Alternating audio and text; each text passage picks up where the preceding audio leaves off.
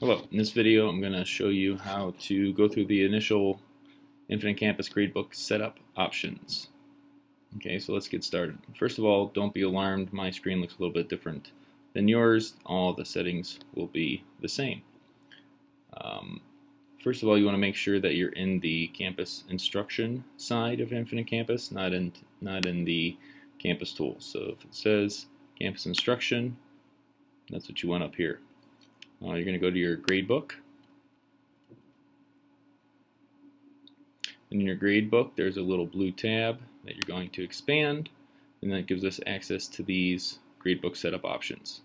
The first one we want to take a look at is Grade Calc options. Okay. And then there's a couple settings that we're going to have to change in here. The easiest way to do that is to switch this to In Progress Grade, choose your grading scale. If you're Kinston Middle School, you're going to pick Kinston Middle School. If you're in the middle school but you're teaching a high school course, then you probably want to choose high school grading scale. And you can choose whether you're going to weight categories or not weight categories within your gradebook.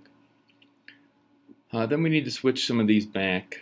For all of the interim grading tasks, we're going to switch that back to no calculation. You want to keep it with the term tasks. So here's another interim, no calculation, interim, no calculation, interim, no calculation. Leave that one, and then there's the GP4 final. This box should already be checked. That's going to composite the grades for their final. Alright, so that one should already be checked. You may have to switch this to In Progress Grade, and again choose your scale. If you're teaching a high school course, then the high school grading scale should be here, and it may change things here. It may add a final exam task to calculate into the final. Then you can make sure you click Save.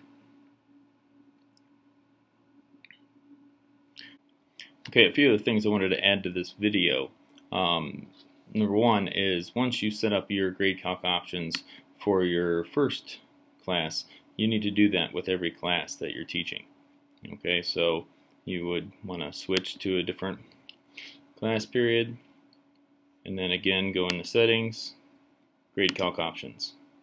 And when you go to the screen, if you don't see all of these rows, there may be a button here that says that will say Show All, and then you'll get as many rows as are appropriate for your subject. So if you're teaching a 9-week course, then you may have GP1 interim and GP1 final.